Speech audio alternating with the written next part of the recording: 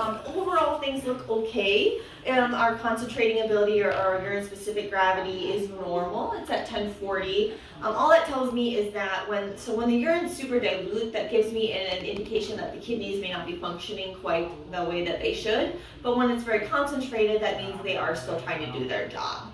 So it's at 1040, which is where a normal would be for him. So I'm not considering that to be an issue. There is some blood in the urine.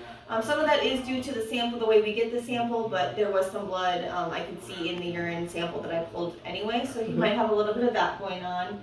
A little bit of white blood cells, so definitely some inflammation going on around that bladder. His bladder on ultrasound looked pretty normal, but it was slightly thickened, like the wall of it, so a little bit of cystitis.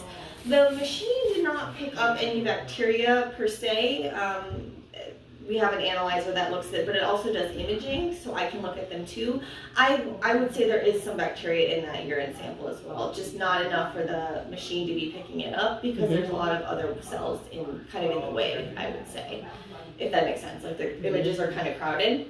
So then when I look at that with my visual, I can see that there are some bacteria in there. So there's no glucose in the urine, there's no ketones in the urine. That doesn't necessarily 100% rule out diabetes, but it does make it less likely. You know, if there was a huge amount of glucose in his urine or even ketones, I'd say, ooh, we probably are dealing with a diabetic type of situation.